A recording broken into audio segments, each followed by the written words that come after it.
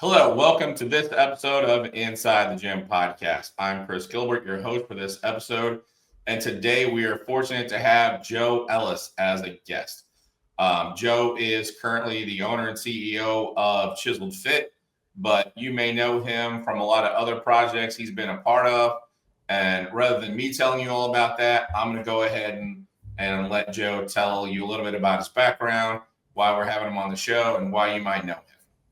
You want to go ahead and start, Joe? Yeah, sure, Chris. First, thanks for having me today. And a lot of folks do know me in the industry, but to give you a little brief background on me, so I started really early while I was in college.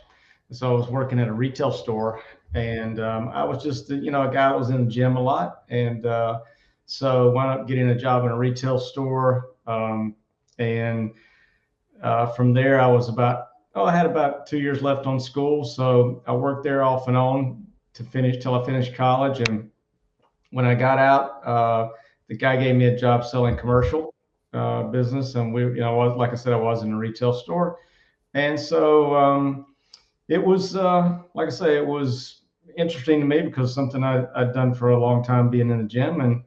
And that worked well. And so that was I always say I'm one of those guys in the business that's been about on every side of it you could be on, from sales, distribution, design, etc. So working with those guys for a while, I got exposed to some small equipment manufacturers and started tinkering around with those guys on design.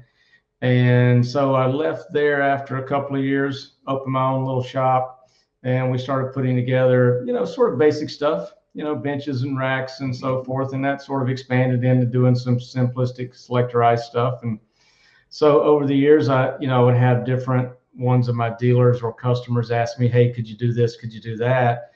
And so towards the end of the 90s, I did the first product that what turned into my first patent. So it was kind of unique the way that came about. I had several guys asking me to do a new leg press. And so I was like, I don't want to do just one that's, we've already had a 45-degree leg press and a 45-degree hack squat, et cetera. So they were like, could you come up with something maybe a little different? So a long story short, it's kind of a funny story that I tell. I was getting out of my recliner one day, and that motion of, just going from that reclined position to standing, I just realized, I don't know, I sort of like the light bulb went on. I got up and I saw that multi-chain motion and how I moved naturally. It's just like that was the natural way to just come from that reclining position to a standing position. So basically, I'm starting out with my legs contracted, and as I finish, I'm standing with my legs extended. And I was like, I wonder if I could make a machine work that way that would allow you, as what is supporting your body, to move simultaneously with the plate that you're pushing and make that into one fluid motion. And so myself and the guys in the shop, we went through, I can't tell you how many prototypes to get that thing to work. And so, but when we finally did, we sort of had that, wow, I can't believe this hasn't been done before. And so that turned into some other pieces, a selectorized version of it. So what I realized was the way a person moves naturally is you're going to be in complete body motion. It's very rare for somebody to be doing something where one part of your body is static and the other part of your body is moving, whether you're picking something up or you're moving something or pushing something or whatever you may be doing. So that just gave me the premise of, okay, we got to see how your lower body can be aligned with your upper body while you're either pushing or pulling something with either upper or lower arms or legs. And so that turned into a pretty fun project. And that turned into me licensing those patents to another company and going to work for them doing distribution work, which I did for several years, and managing their dealer network. And so after I left there, I sort of got the bug again to do some more design work. So I left there, did a treadmill product that was the first push sled treadmill. Now they're common now, right? Most of them are self-powered, but this was the first one that was, I had on mine, the console slid back and forth instead of you pushing on the belt. So it was something that had more of a realistic feel of actually pushing a sled than what I think is pushing against something static and moving the mat. And so, that project didn't last more than a couple of years because we had problems with the manufacturer. And again, this is, as you go through this journey of product development, the more you get into it, the more you realize how difficult and challenging it can be, because there's just so many aspects of it that have to go right. I mean, you have to start with the right product design, but then to get something that's manufacturable at a cost that you can sell it at a reasonable price, something that's reliable, simple to operate, it's got to have the right look to it. I always say it's like, I compare the exercise equipment business to sports cars, right? You can have a great looking sports car with a crappy motor and nobody wants it, or you can have a crappy looking sports car with a great motor and nobody wants it. But if you have a Ferrari that looks really cool and has a great motor, now you got something that you can sell. And that's sort of the same way with exercise equipment. Even if they work great, but they don't have the right curb appeal, people are not going to be, compelled to want to get on it and try it. And vice versa. It could be the coolest looking thing. I mean, I think of some products like the Skywalker. I don't know if you ever remember that product from back in the day. Mm-mm. That was kind of an exoskeletal thing where you were swinging your arms and legs, and everybody thought that was going to be the biggest, greatest next thing. And it flopped because it wasn't a great exercise motion, but it had a super cool look. And so, like I say, you gotta make things. You have to have the right not only the right engineers working with it, but you have to have the right industrial design guys too. So you have to put all that together. So, like I said, I've been up and down the road with this thing from selling in a retail store, designing the product, working as in distribution in a larger company, managing a large dealer network, dealing with the different club chains. So I've done a little bit of everything, but the thing I like the most is designing, new and unique products. And so, after the treadmill project didn't work out, I designed some other products that I filed some patents on. I licensed those to a couple other big manufacturers. But just a few years ago, I decided I wanted to bring my own brand to market. That's how Chisel-Fit came about. We put together what I think are the best designs that I've done. They're really unique products. And so that's kind of brought us up to current day. And it's, like I said, I've learned more and more along the way about everything from, manufacturing to product design to what the market likes, what the market doesn't like. It's like I said, you have to check a lot of boxes to make a successful product. And like I was saying before, just one or two things won't do it. If you don't hit pretty much all of them, but when I talk about a successful product, you can build commodity products all day long. You can build benches and racks and rigs and all the things that are currently popular, and you may, based on your price or whatever, or relationships you have, you may sell some of them. But to come up with something that's a new type of modality or something that's off the beaten path, you really have to everything really has to go right to get that product into the market and make it financially successful. So that's kind of in a nutshell. I've been in the industry a long time, so there's a whole. This is an overview. This is a 50,000 foot view of the Joe career, but that's kind of the top view of my career. So, if we want to just to recap, just a second. So as we were going over that, you started out in sales. Mm-hmm. You started creating some of your own equipment. Basics, and then you patented your first piece, which is still on the market, right? Yes. Are we allowed to say who's currently licensing that and still selling it, or? Well, those early patents ran out. I mean, I did that deal with Hoist. They licensed a leg press product from me. I showed them some other products, selectorized chest press, but they wound up going with a little different version of that and making their own version of it, which turned into the Roc-It line. That leg press is still in that product line. But like I say, my patent ran out on that about 1.5 years ago, I think. Okay. And and I worked for them. That's who I did. That's who I managed. I managed the eastern half of the country for them sales wise after I licensed those patents to them in 2000. And that was a good experience for me. I mean, I got so much more entrenched into the marketplace, especially with the dealer network. Because whenever I was doing my own kind of small thing, and regionally in the Southeast, I was selling probably 50-50 direct into dealers, but my dealer network was still pretty regional. It was still pretty Southeast. And so that, like I say, gave me an exposure to a bigger part of the market. And so that was something that, again, like I say, you talk about those building blocks of learning things in any particular industry and as your career matures. So, but then when you left Hoist, you really kind of took off and really got into the more of the creating and inventive side.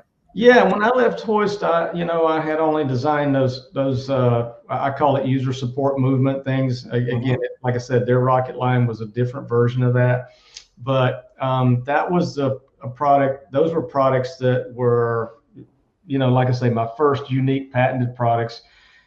And then I got into the treadmill, and one of the biggest downfalls for me on the treadmill was not the function. Everybody liked it, but my downfall was my lack of experience on the electronic side, because weight equipment is, cut and weld, mechanical stuff, and, bearings and hinges and that sort of stuff.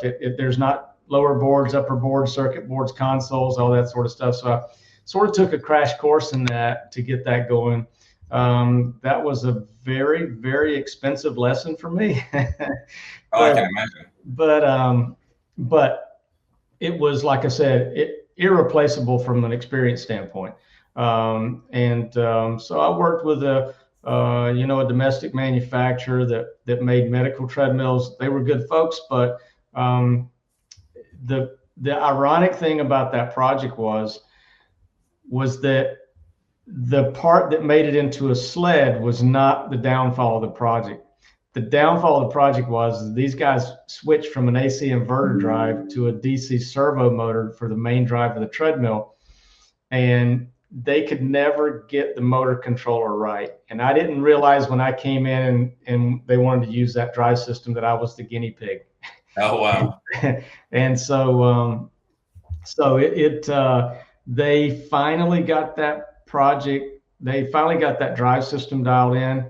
And I actually still have one of the last ones that we built here.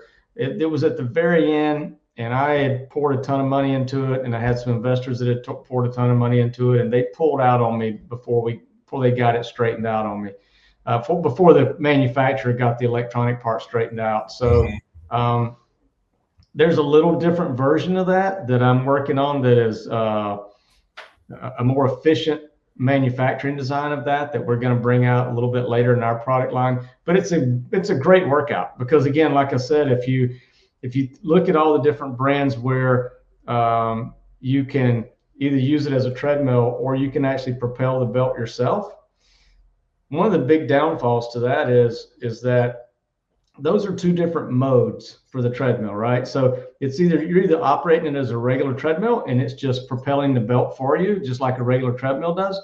But if you want to get into the mode there's 4 or 5 brands that have them. If you want to get into the mode where you're actually propelling the belt, these are on electric versions of treadmills. You have to stop the treadmill and go into that pushing mode. So now the motor resists the belt and you're actually having to push it. So what the downfall of that is, you have to switch from one mode to the next. You can't just be running and all of a sudden start pushing.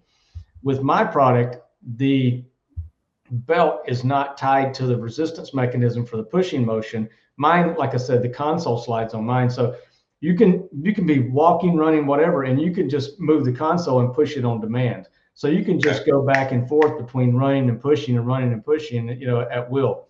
So that's the upside of mine. Like I said, I've got a more efficient way to do that, and we're going to bring that product back. I'm excited about that. But these products are, you'd have to go through it to know what the life cycle is of the development process. It's a long journey from, saying, hey, I got this cool idea and I think it will work like this, to saying, I can sell and ship you one. that gap between the concept and actual being able to put the product into a customer's facility, And again, it all has to do with resources, but even big companies, it takes a while. So it's like I say, it takes a lot of work to bring something to market. That's why a lot of people don't realize that they haven't been on the manufacturing side. You tell a company, hey, I know this great improvement to your product. You could do this one little thing or that one little thing. These guys don't want to mess with that because they don't want to retool the product. They don't want to repackage the product. They don't want to do, the new service videos or the assembly videos. They don't want to mess with any of this groundwork that it's taken, a couple of 3 years to get this product in the box. Usually a rework doesn't take as long as the original product, but, and so you have to evolve, right? You have to continue to improve your product. But I'm saying that's where the resistance comes from these companies when people, customers will say, why don't you do this? Why don't you do that? We're gonna take that advice, and we're gonna look at it and see what we can do. And that's why customers sometimes get frustrated with things not going as quickly as they would like, but it's not easy. No, I can't even imagine. Especially like I've talked to other guys like Tom Eilerman and Tyler Hobson, and they talked about like the challenges of just like dialing in your actual weight equipment. I can't imagine when you start adding electronics, like how much more challenging it is to get everything dialed in. Yeah. And again, you have to take the market feedback. I mean, our current product, the Challenger machine that we're shipping and selling now, it's a great motion. It's a great exercise. But we've had a lot of people say, hey, what if you did this? What if you did that? And we've taken all that into account. And we're working on we're very close on a new version of that. But the expense involved in it too, because if you redesign something, it doesn't take very much redesign at all, especially on a cardio product or a cardio strength combo product like ours is, to make you have to change the shape of the plastic. And plastic is very simple. I mean, very reasonable to manufacture once you get the molds made. But those molds are crazy expensive in the tens of thousands of dollars. I mean, one machine just the plastics molds is not uncommon to cost $150,000. And that might be 6 or 7 pieces of plastic, or it might be 3 based on the size or whatever. Mm-hmm. But no, it gets expensive, and you have to, it takes a lot. You got to sell a lot of product to recoup that investment. And so when you go to make a change, you got to be darn sure that that's the change you want to make, and that you're going to be able to stick with for a while. And it's like I say, from a business standpoint, the creative side is fun. The business side, it gets it. So those two have to meet, to make you be able to stay at it. I mean, it's like I say, the fun part is, hey, we got this new idea, and we're going to go in the shop, and we're gonna get the guys to build the CAD model, and then we're gonna go into a prototype. And I can tell you, there's nothing like designing a new product and getting the prototype made and envisioning it working a certain way and using it for the first time. Even if it's not all the way on, if it's pretty close, that's a very gratifying time in the product development process where you get back and you use that thing and go, hey, it works. I mean, there's times where you go, throw it in the dumpster, but usually if you've done your homework, it's gonna be the fun moment, and not the, oh my God, why did we start this project moment? And but yeah, it like I say, that's pretty gratifying. And that generally, if vision turns into reality, that's the part that gets you really motivated to get the product in the box, so that you can share it with the rest of the world, and people can see what you've done, and they can get a better workout on it, and everybody can enjoy that new, hopefully what is something that's innovative and a great workout. So you brought up what you're currently doing with Chisel-Fit, but for anyone who's not familiar, because it's a very different product. I've been on your website multiple times. I've read through all of your stuff. You and I have talked about what the product is, but it's not something that people are used to, and it's a very different product. So can you kind of explain what this product is, or what this product line is? Well, I think it's on one of our socials, and we probably should put it on the website, because I have this very entertaining video of of the very first prototype that we made out of wood, out of 2x4s and bungee cords and stuff like that. But this product came out of an idea of two things: versatility and efficiency. That was my goal with this product. I didn't say, hey, I want to make a product that works the way it wound up working. I said, I want to make a product that creates total body engagement, and not not, see, I can say this nicely, not the BS total body engagement that some machines say that they have, right? Right.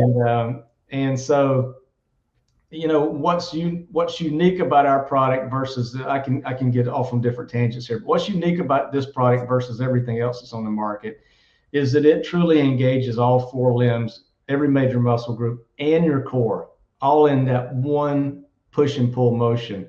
And so, because it's reciprocating and it's that contralateral cross crawl motion, you get that push and pull. But to be able to make your arms and legs push simultaneously, your core really has to be engaged to tie everything together and allow you to leverage those two sides of your body. But what happens when you're on, say, an elliptical machine and you're doing that push and pull? You can push and pull with your arms, but you can only push with your legs. There's nothing that allows you to do that return pull motion. So your leg's pushing, your one leg's pushing, the other leg is just coming back to the pushing position. So it's riding back, without any engagement or attention on that other leg coming back. With our machine, our shin pads that make it really unique are sort of a dual purpose. Because you can see it adjust all those different angles. Well, of course, as you get more forward, you have to support your body weight or be able to support your lower body. And so without those shin pads, of course, you wouldn't be able to keep yourself stabilized. So those shin pads not only hold you in the correct position, but the way that shin pad comes on the top of your foot. So your foot's on the pedal, and the shin pad not only supports your shin, but it holds the top of your foot down and your ankle down to the pedal. So basically it anchors your foot to the pedal. So I don't have anything under here to represent the pedal, but as you push, but then on the return, you're locked onto that pedal. So it allows you to engage your leg and pull back with your hip and your hamstrings as you go in the other direction. So you get an additional, instead of 3 limbs engaged, you get 4 limbs engaged. So you get so much more muscle recruitment on that motion. And like I said, I sort of got ahead of myself, but the way that all came about was, when I said versatility and efficiency, I tried to think about what I thought were the most efficient exercises, and those felt like climbing. I looked at different things. I looked at like military exercises where they're like climbing those rope ladders and that sort of thing. I looked at sprinters. I looked at people running stadium stairs. We looked at people hiking. We looked at people rock climbing. We looked at people regular conventional ladder climbing. We looked at so many things. And so what I told my engineer that's still with me today, is a fantastic mechanical engineer, I said, look, I told Josh, I said, let's take all of these different motions and plot the joint motions of every one. And that took quite a while to plot all those and try to put them together, especially into some animation as to how they moved as they went through these different exercise motions. And then we tried to find the common motions that worked for all of those. So what we did is once we looked at the actual human motion of that, we came back and backed into that by plotting all those points. And then once we got those motions of the arms and the legs at different angles, then we built a machine around that to support that human anatomy figure. And that's sort of how Challenger came about. I mean, that is how Challenger came about. So that was the easy part. In reality, it took a while, but that was the easy part. Once we saw those motions, then we had to figure out a mechanical structure that would support and engage all those motions. And so that turned into several prototypes. But the first one, again, like I said, I need to put it up on the website because it's so funny. I didn't know if the machine would even work, and I was working on some other stuff. And Josh said, hey, look, before we even go forward with this thing, we don't know if this thing's going to work. He said, why don't we just make one out of wood? And because we were in a metal fab shop. I was renting some space in a metal fab shop, so we could have cut and welded it and all that stuff. And I said, well, do you think you could build it? He said, sure. So he got him a bunch of lumber, and in about 3 days, Josh built the first Challenger. And then we put, like I said, we use bungee cords for resistance and all this crazy. It's pretty funny. I took 2 pads off of a VKR, the forearm pads off of a VKR to do the shin pads. And we, just basically rigged this thing together. And I mean, I used it for 30 seconds and I was like, we got something here. And so then we went in and made the first real version of it and made a few different prototypes of it till we got it the way we wanted it. But it was, like I said, I was looking for something that was total body engagement. I was looking for something that would really have that versatility. And so we knew we were going to have to be able to adjust the angle of it. And once we got it going, we realized that there was, like I say, there's so many different things to making a machine really work right. What we realized was that when we were in the ladder climb position with the arms and legs, that was great. You wanted to be more of an overhead motion. But as we lowered the angle down, we realized that overhead motion didn't work, right? Because now you got to get your arms more underneath you to support your torso, or you're going to be, it wouldn't be the right exercise motion. So yeah, we had to make the machine so that it would adjust the pressing arms. Well, when we came up with these little manual adjustments with pop pins and stuff, and I was like, you know what? Nobody's going to do that. Nobody's going to want to readjust these arms every time they adjust the angle. And then on top of that, I said, you know what? Nobody will know where to adjust them to. You know what I mean? That would just be a disaster. I said, that's a product that will never go. So we put some time into it, and we realized that if we put the pressing arms on a pivoting lever, if we had them pivot, and the pivoting arms, we realized if we put those on a separate pivoting lever, that we could adjust the angle of the arms with the angle of the entire frame simultaneously by just linking those together with a bar. That bar had to be just right to make that work. But once we got that, we knew we had a commercially viable product. And so you don't even notice it if you're not looking at it when you adjust the machine up and down. You don't even notice that little bar that pushes the handles up and down because it happens simultaneously with the angle moving up and down. But what happens is, like I said, the handles go in more of an upward trajectory as you're doing the upper angles. As you go down, those handles get more in front of you like you're doing a bench press style motion. And it gets lower and lower as you get down to the sled position. So it is, some people say, oh, the machine's kind of bulky. Well, again, it's really perception, because if you put a tape on it, it's about the size of a commercial treadmill. But what most people are starting to realize now is that one machine is several machines in one. And so it does so many different exercise motions that it especially for somebody for their home, it allows them to get, such a unique and variety of exercises out of that one machine that it could be your only machine. It's something, if you're a hardcore weightlifter, are you going to have additional weight? Sure. But for a lot of people that just want to stay fit and want to stay toned, it's great. But this machine, again, versatility, it has a great sports performance characteristic to it too. I mean, a lot of sports teams use it. I was talking yesterday with the head strength coach of the Detroit Lions. They have the product in their facility. He was telling me what good luck they've had with it, and that they also do some rehab work with it with people that have joint issues, knees, backs, et cetera, coming off injuries, whatever. And again, that's another part of the equation, is that it's no impact, and the user controls the range of motion. So again, unlike an elliptical, I'm not picking on ellipticals, but those type machines, whether it's elliptical or a bike or whatever, those machines with a circular crank force the user to follow the path of the machine. You have to go around that crank, so you have to use the machine, whether it's an air bike, like I said, or elliptical or art trainer or any of those. While they're all good exercises, they don't conform to the user's range of motion. And so this machine, you don't realize it, but wherever you stop, you push and pull whatever stride length you use, the machine automatically conforms to that. So it, again, not only does it have no impact, but it also works the way you do, and it works for your body size and type. So it really checks a lot of boxes. I think one of the things that has been a little bit of a challenge with it is cosmetically, like I was talking about before, checking off all those boxes, right? Yeah. It's a little more industrial looking, and while some people don't mind that, there is a large part of the population that looks at it and they're a little scared of it because they think it looks complicated, and that's rightly so. When you're in my part of it, you get so close to these things that some of these things you're so close to it you don't see it. And it's the word intimidating was not something I ever associated with the product, but boy, a lot of other people do. So on our second version of it, we cleaned up the styling like crazy, hit a lot of the mechanical, put it underneath the shroud. We just did a lot of things. And again, that's being out in the marketplace with a product that nobody else has ever, there's nothing similar to. So you kind of don't know what you don't know. The great part of the story is that everybody loves the exercise motion. So the cosmetic stuff are things you can fix.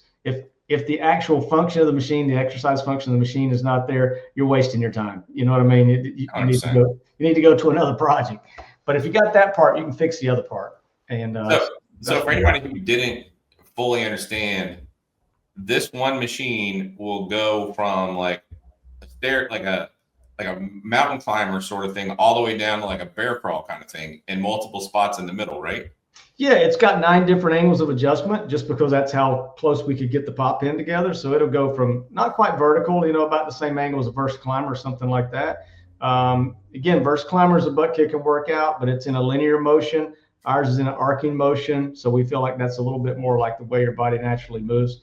So it'll do everything from that ladder type climb, and it'll go down in small increments in 9 positions. You get about midway, and I call it a stair climb, more of a stair climb feel, but it really feels a whole lot like you're running stairs. If you've ever run stadium stairs, you know what a great workout that is. But this is like running stadium stairs, combining your arms in the motion too. And it's all locked together. The arms and legs are locked together, like an elliptical is, so that you actually do a lot of engagement with your arms. One thing, again, it's going to sound like I'm picking on ellipticals again, but one thing is you see a lot of people using an elliptical and they'll use their body weight to get that momentum going. And their arms will be moving, but a lot of times they don't put a whole lot of force into that pushing and pulling motion with their arms. I would say that's one thing about an air bike. People that get on air bikes do tend to, do a lot of engagement with the arms on an air bike. So they don't, but elliptical, somehow people tend to be lazy. But I think you've seen, and I think the rest of the industry has seen, ellipticals have, at one time they were like equal with treadmills so far as cardio, but now their market share has dropped way down. And I think it's because the education of the consumer. I think people have gotten so much more information nowadays with, of course, the information being so readily available to us 24/7. But I think people have gotten more dialed into what goes into making a good workout. And I think people are, I can't tell you how many people I've had lately, but over my entire career tell me that the most valuable thing they have is their time. And I guess that's true of all of us. Yeah. And so, people don't want to waste their time, whether it's at home or in the gym. I know for myself, some days it's hard for me to squeeze in a workout. And if I can get 15 minutes on Challenger, I feel like I really got something done. Now, if I got all the time I need, I might do bench and bicep work. I might do chest and back or something like that from a weightlifting standpoint. But, Challenger, I still do quite frequently. And if you max that thing out on resistance, you can get a lot of strength out of it too, because it's got a pretty high resistance on the upper end. Well, that's one thing I was going to ask you next was, a lot of our audience are, gym owners and gym enthusiasts and guys who lift a lot. Mm-hmm. Are they going to get real resistance out of this thing? Well, the current machine is electromagnetic resistance. And ours is a little bit different. We've got a patent on this. It has magnets that are actually mounted on the pedals, and those magnets slide over a set of aluminum blades. And the way that it creates the resistance is those blades slide in and out of the magnets when you adjust the lever. So it's just obvious when it comes out of the magnets, there's less resistance. As the blade gets more into the magnet, you're sliding over a larger portion of the blade. You create a higher magnetic field. But the thing about magnets in general is you have to, motion is required to create that magnetic field. And velocity of the motion increases the magnetic field. So in other words, no matter what resistance level you're at on the machine, the faster you go, the more resistance it creates. So you can make it as difficult as you want. Now in the first, it's got 1 through 10 resistance. Those lower resistance levels, like 1 through 3, doesn't matter how fast you go, you're not going to notice much of a difference. But when you get into like 8, 9, and 10, it makes a massive difference. Sometimes when I do a workout on it, I will put a part of my workout, I will just put it at 10 and go at a pace that I can keep my heart rate where I want it to be, not go very fast, but it'll still really bring my heart rate up. But if I want to just spike it and get some more lifting type engagement, I just try to increase the speed. But the magnets push back on you so hard, it requires a lot of exertion to do that. So you can make it a strength motion if you want, but you have to put some work into it. But I'll say this: the exertion level can be from somebody that's never worked out before all the way to a world-class athlete. Everybody in between, can get the level of exertion that they want out of it. Sometimes sometimes at trade shows, I'm sorry, I was interrupting you there. Sometimes at trade shows, we'll do a challenge, like a 60-second challenge. And you'd be amazed. We based on who the audience is will be how we pick the level of resistance. But if you put it at level 10, a maximum resistance, and put even the biggest, baddest guys and gals that you've ever seen in a gym on this thing, by the time they get to those last 15 seconds, they're barely moving their arms and legs, because the first 30 seconds they think they're King Kong, and the last 30 seconds they're looking for the tap out button. I mean, this thing will humble you. And so it's just like I say, and the reason being is because you're engaging so much skeletal musculature into that one concurrent, simultaneous pushing and pulling of all 4 limbs in your core, that the blood flow and the oxygenation of all those muscle groups is such a high requirement that, man, it just will gas you like crazy if you want it to. You can put it at low resistance, stay on the thing for 30, 45 minutes. So again, you can make this machine be whatever you want it to be from a difficulty standpoint. Now, whenever you guys created it, you mentioned someone in a home gym.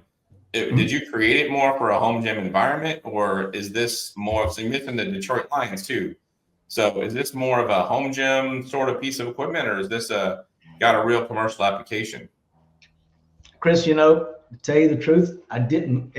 We sell it about 50-50 right now. I mean, the price on it's $49.95. So that's something that's high end home use, and it's a pretty common price point for commercial use. I honestly didn't pick the market whenever I designed it. I was trying to be pretty puristic about it to try to just get the best workout I could out of the machine. But it goes about 50-50. We've got a new version of it coming out that is a sled only. If you people say, well, why did you do one that's sled only? If you put 10 people on the machine, 8 of them are going to say the sled motion is their favorite position on the machine. 7 or 8 of them. It's just a lot of people love the latter version, but so many people love that sled version of motion on the machine. And I think that's because you get in such a power position that you can put so much force into it. And I think the other part of that is it's something that people have never used before. It just puts you in a great exercise position. So it came out with this next one that is also going to be a commercially rated. It'll be for home or commercial use. But this one's going to be a little smaller footprint because it doesn't adjust up and down. And you were talking about from a lifting standpoint, we're always tinkering with something new here. And so, I was looking at something to get away from the complexity of the magnetic resistance. And what turned into sort of an experiment, once we started prototyping this component, I realized that it was something that, was as significant as the exercise motion, because it's a new resistance system that we just came up with and filed a patent on. It's a carbon fiber infused compression system, and it's super compact, super smooth, super durable. We just crossed over 1 million cycles with it at the factory on a testing fixture that we have, where we've just been running this thing 24/7, and this thing is like not missed a beat. Wow. And it's like I said, it's literally, it's like I say, it's about 6 inches around and about 7-8 inches tall. I mean, it's circular. It's just this little tiny nuclear reactor, I call it. And it'll do everything from very light resistance all the way up to way beyond what the current Challenger will do. And it's got it's infinite adjustment. It doesn't have, click points where you have pop pins on it. Mm-hmm. It's just a smooth glide. And that's the way the adjustment system works. You can do it in any tiny increment you want, but you can go from, in an instant, you can go from, high speed cardio all the way up to where you're, somebody literally can barely move the arms and pedals, and it'll do everything in between. So what this one will do, where current Challenger, and again, current Challenger is still a great workout, but but that one is a cadence. What I'd talk about the current Challenger is you're steadily moving current Challenger. With this new one that we call SST, which stands for Stationary Sled Trainer, the SST, you can get it to the resistance level where you're doing like single reps, like you would if you were doing bench, right? Because when you're think about a bench press or a leg press, you're not constantly moving the bar, right? You're coming down to a quick pause, you're coming up to a pause. And this is where, when you get it to that higher resistance level, you're doing a stroke, and you're stopping for a second, and you're doing another stroke, because it requires so much power to get it to that point, to get it moving. So it's not something where, if you're steadily moving it, which it'll do that too, I don't think you're in the full strength mode with it. So this one will get to hundreds of pounds of force. I mean, like I said, but again, you're able to generate so much power on this machine because you're able to put everything you've got into it. Mm-hmm. The only thing that I can think of that comes close to it would be a power clean. Maybe what do they call that? Again, I don't know all the Olympic lifts like some of the guys do, but a clean and a jerk or whatever, where you bring it up and doing all that. You're literally putting all of that much energy into this motion. And I think it's the most efficient single exercise machine you could ever use, because, like I say, when you get off of it, you can do combinations with the new one. You can do, cardio. Sometimes I got one of the prototypes I've been training on here. You can do 5 minutes of cardio. You can do 5 minutes of strength, 5 minutes of cardio, whatever you want to do to go back and forth. But it is a true hybrid workout on a single machine. And, you can knock out 5, 5, 5, and 5, do 20 minutes of that, or 30, it's something, again, getting those 5 sets in between, but you can do about 20 minutes of that, and holy moly, man, are you gassed? I mean, but it's not like you just did a crazy cardio workout, and it's not like you just did a heavy lift workout. It's a weird combination of that. I mean, it's like you can get a pump out of it, but that you've gotten so much calorie burn involved because you can mix that cardio in between, and it's just, you can seamlessly jump back and forth from one to the other. And it's, I can't wait till we get the units in the box so I can give one to a university and they can do all the physiological exercise phys testing on it to see what it comes back as, because it's a different animal. So how far are you from having that one on the market? We completely finished the design. We're about to go into production. So, production means you got to make all the plastic tooling, you got to do all this and that, you got to make owner's manuals and all that fun stuff. So I think we're going to be shipping them in June. We're probably going to have them on the website for pre-sale here, and by beginning of April, something like that, maybe mid-April at the latest. So we'll start pre-selling them. But I'm pretty confident we'll be shipping them sometime in June, hopefully earlier June than late June.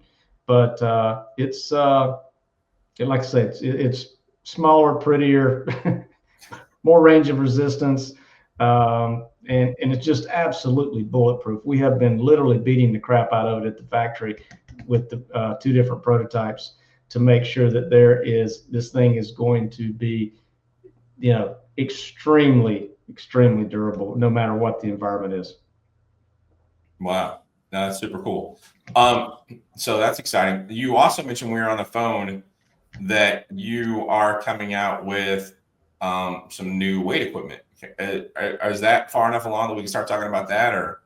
We're not close to having the circuit ready, but it's, we've got some user support movement that I have been working with for the last, couple of years, been tinkering around with it. It's, not only is it a different motion for the exercise motion, but we have another resistance system there, and this is a resistance system that's gravity fed weight. It takes the place of a weight stack, but it's not a traditional selector pin weight stack. It's a single mass of weight and very compact low to the ground, and it has small increments of adjustment too. So no, it's a cool line. It's just once we get a couple more of these first products rocking and rolling, where we can increase our resources and have a little bit more staffing, we're going to bring out products at a faster rate. Because I just had I just got the notice from the patent office today about one of my patents that is it's a part of the series of the Challenger series.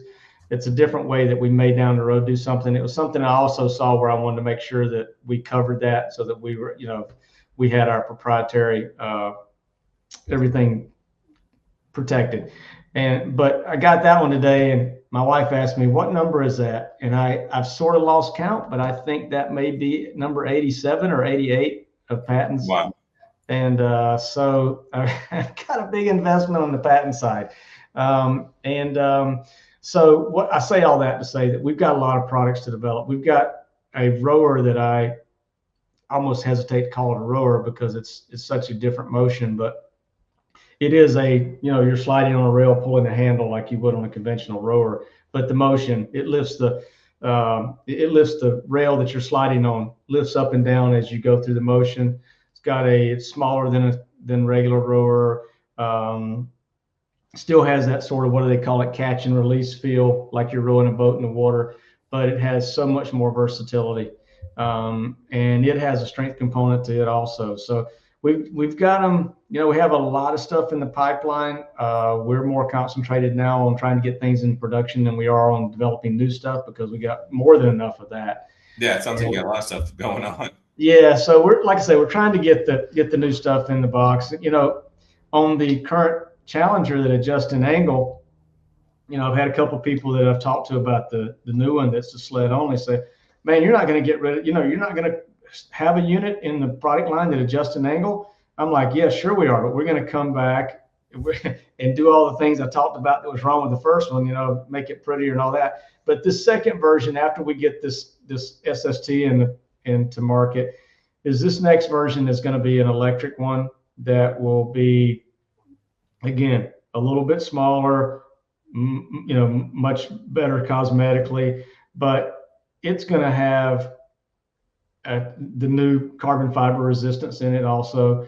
But it's going to be so cool from a programming standpoint. You're going to be able to get on that machine with a touch screen and just pick what different body parts you want to concentrate on that day. And the machine will automatically take you to those different angles that emphasize those different muscle groups. And there's going to also be, of course, an option just to do total body, and it'll still take you to all different, a variety of angles. But it's going to have, we're trying to get past just products and start to try to marry these products with technology that's going to make the exercise more efficient and more personalized the workout for the user. So, the market, I believe, is going that way, where people want so much more individualization into their workouts. And that's going to require, like I say, some more resources for us, but that's our goal that we're going towards, because whether it's the electric version of the Challenger that we hope to have out before the end of 25, or the rower, or the strength circuit, we want to have some electronics on those machines, or at least an electronic option on those machines that's going to allow the user to be able to interact with those products from the standpoint of, past workouts, where you want to go with your current workout, monitor you, et cetera, et cetera. So we want to try to bring the technology side up to the mechanical side. We spent so much time in the last few years on the mechanical side of getting the exercise motions dialed in. And I think that's where the market is unique, from the standpoint that if you look at a company like eGym, eGym obviously is, they have tremendous revenue. They've got great electronics. They've got this app with their tech that, is now bringing other manufacturers into their tech that allows a facility to operate all their machines from a central standpoint. I'm not saying it just right because I'm not obviously an expert on their stuff, but what I'm saying is if I realize that there's been companies that have been so successful with the tech. If you look at Peloton, again, you're talking about a conventional stationary bike, but their connectivity and their streaming tech, even though that's, pretty common now, when they first started with it, it was, obviously a very novel approach, but it made them so successful. But what our approach is we sort of have come at it from a different angle. We're trying to get the mechanical and, like I say, the biomechanics and the exercise motion and the efficiency of that into the actual physical part of the product. But we want to bring the technology up to make it so that those two are equal, and the customer can interact with that machine in a fashion that it can maximize their efficiency on it. And they can, again, be much more personalized to what their goals are and what they're trying to accomplish. And I think that will set us apart from the standpoint that I just mentioned some companies that have great tech, and there's some other companies that have good mechanical with the function of their machines. But I don't know that there's a company that really has a very high level of both. Mm-hmm. If you look, again, I could name others. If you look at iFit / Nordic Track or whatever, those guys have great tech. Gosh, that library of, you're rolling down the Amazon River, you're running in the Alps, all that sort of stuff. Those guys are really far ahead on all that stuff. But again, their products, while they're very good products, they're still, the same products that everybody else has: a conventional bike, conventional rower, right, et cetera, a conventional treadmill. So nothing sets them apart. Pardon me? Nothing sets them apart from anyone else. Yeah, right. Like I say, all good companies, all successful companies, and you can't argue with success. But we want to be that company that doesn't have a 200-piece product line. We want to have a 30, 40-piece product line of products that are all, unique, but not unique just for the sense of being different. We want to create better workouts. We want to create things that are more efficient, that are more compelling, that move like you move, and allow you to put a lot of exertion into an exercise, with greatly reducing the risk of injury. Right. If you look at so many guys that have, free weights are really common now. Strength in general obviously is super popular now, but those motions where you have to figure it out. Kettlebells and, a cable where you're trying to do all these different cable exercises and stuff like that. Somebody knows what they're doing can get great workouts with that and minimize the risk. But such a big part of the population doesn't know how to use those things properly, and they may see a video on YouTube or on social media and think they're going to replicate that and wind up hurting themselves. Mm-hmm. So all of our products are mostly controlled motions that the machine controls in motion, but like I said, we've gone the extra mile to control that motion in a fashion that is going to make you do the exercise correctly and allow you to go at it pretty darn hard without the chance of hurting yourself. For example, if you look at this new carbon fiber resistance I'm talking about, if you think about somebody doing a heavy bench press, it could be on the Smith machine right behind you or whatever. If you got a spotter, great. But if you don't, and you don't know what you're doing, you got to be pretty careful. You can get hurt. The thing about this new carbon fiber resistance, if you're doing like really heavy motion on this new SST machine, if you get to the point where you can't finish the rep, the handles freeze. They're static. And to finish that up in a split second, you're able to adjust the resistance lever, and it's going to take you right back into finishing those reps, et cetera. That brings me to something else from a tech standpoint. The new electronic version of Challenger is going to be something where there's going to be sensors on that machine so that if you get into that strength mode and the machine realizes you're getting close to failure, it'll automatically adjust the resistance for you and allow you to finish that set, rep, or whatever you have asked the machine to do. Nice. So that's going to be something you talk about being able to go to failure. Some of these guys that really want to train that hard, that want to get to failure or whatever, you'll be able to, this thing will be able to wring you out to the very bottom, because like I said, it'll be able just to keep you going, or, however you want to do it. And we're even looking at doing it where you can actually, the machine can give you a strength test. So you can get on the machine early on when you first start engaging with it, whether it be at a club or on your home or whatever. The machine can figure out what your capabilities are based on certain protocols that it'll ask you to do for it to learn you, to get familiar with you. Yeah.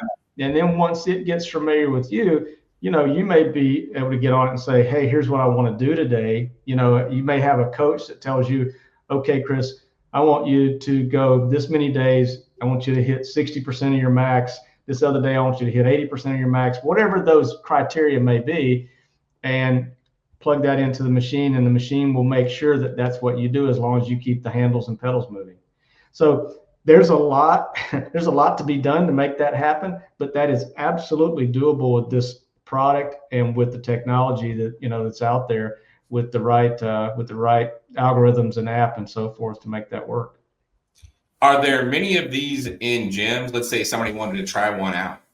Like, the current Challenger is, we're in a wide variety of facilities. I mean, from a name brand standpoint, we're in some Golds, we're in several YMCAs, we're in a lot of independent clubs, we're in the Army, we're in the Navy, we're in the Department of Defense. I mentioned the Detroit Lions. That's kind of our bragging standpoint from a team, from a team sport standpoint, especially with the success they've been having. And they've got a great strength coach there, Mike Clark. He's a really sharp guy. Like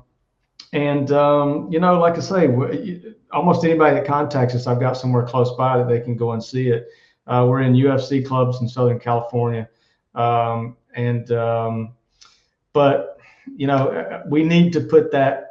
That's a good idea. We need to put that on our website. Where can you go try a Challenger? We need to put that out. But yes, they are around. And if anybody wanted to know specifically, I actually do need to work on that and get that put on the website.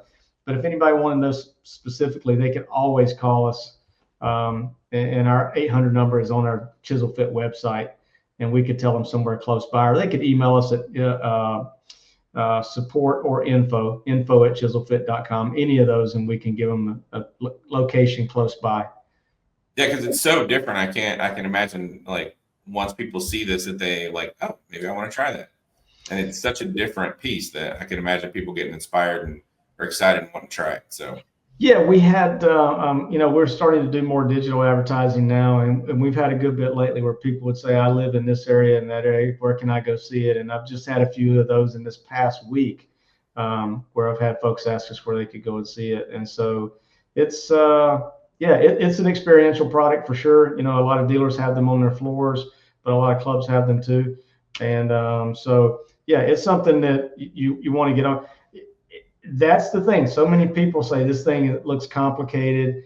And that's one of the things that some of the gym owners have said, that we've had some pushback from the gym owners is, Joe, we have a few people in the club that love this thing, but we have so many members that won't try it because they're scared of it. And, again, like I said, I'm so close to it, I never realized that would be an issue.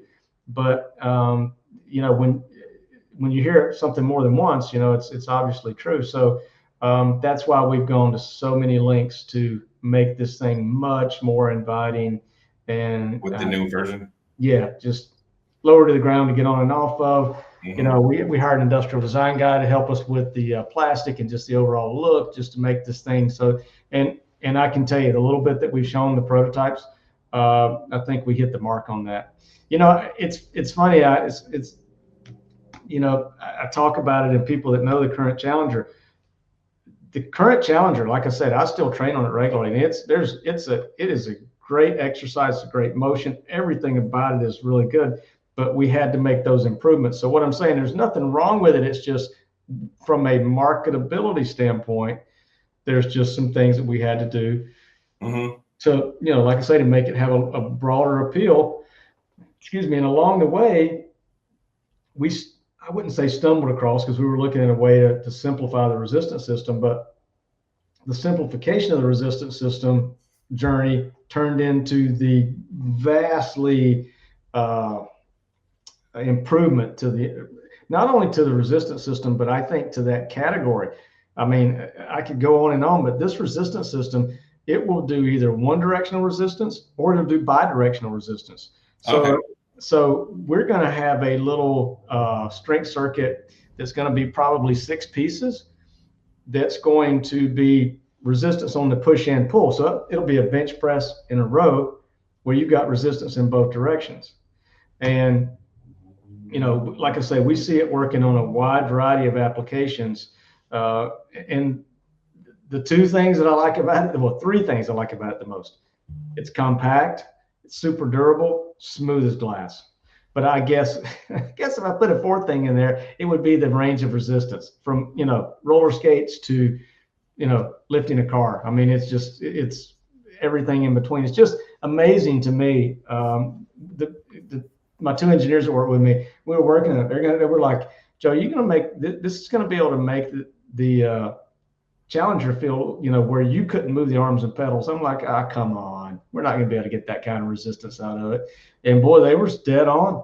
They were dead on. I mean, this thing is just, I would have never thought that would have come out of it. Then once we got it where we knew it would work, then I was like, you know, when something's too good to be true, it usually is, right? Right.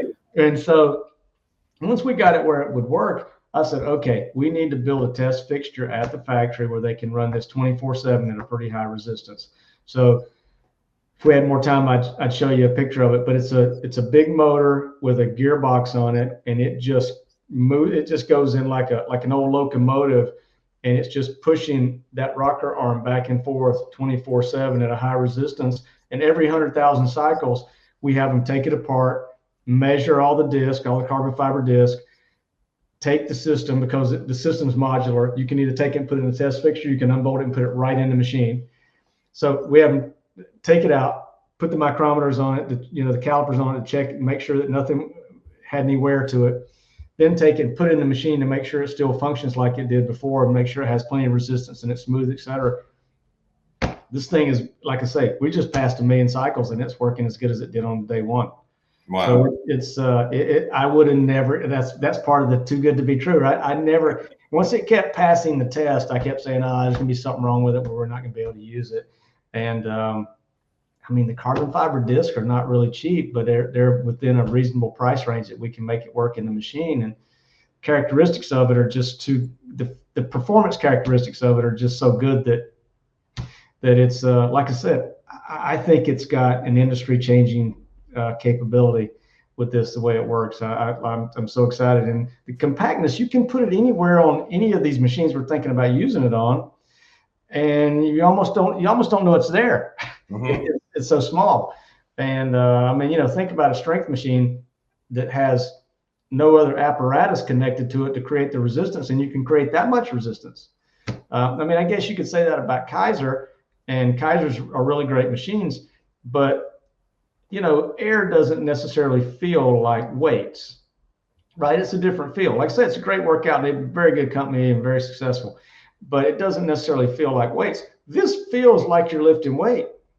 Okay, so it feels more like weights than even the Kaiser, because I've used several Kaiser pieces and I like them, mm-hmm. especially for doing drop sets. Yeah. Like, you can't beat a Kaiser for doing a drop set. Yeah, great. But it does feel slightly different than having something loaded with weight. Yeah, this has a static weight feel to it. And again, it has the good side of that, and the bad side it doesn't have. Again, if you stop moving, it stops moving. It's static, mm-hmm. so you don't have to worry about getting hurt with it. But you can't create momentum with it. So yeah, but it does feel like weight when you're doing those motions. You know, again, I'm showing it with one arm at a time because I'm thinking of the reciprocal way that it's in the only machine that we're using it in. Mm-hmm. But yeah, it feels like if there was a weight stack beside you and you had some cables running to it and you were lifting weights up and down, it has that same feel. But there's no sponginess to it. That's the other thing that I was worried about when we first started experimenting with it. It felt great at the light resistance, but I was just so sure when we got up to the heavy resistance that it was going to be sticky. It wasn't going to have a smooth motion to it. Dude, it doesn't feel any different with max weight than it does with no weight. I mean, nice. I say weight with max or minimum resistance. It's a, you know, outside of any kind of motion, I would say it's one of the best things that I've achieved in my career. Nice. It's that unique. And you've created quite a few pieces, so that's saying something. Well, and again, it's a component that goes with the machine, so it's not the motion. Most of the things that I've done has been involved with the motion, the exercise, actual function and motion. And so we've done some different things, like I said, like the one that replaces the weight stack on the new Selectorize line. And it's cool. Like I said, it gets rid of all the cables and belts and pulleys and gets rid of the weight pin and the guide rods and all that sort of stuff. It's a cool piece.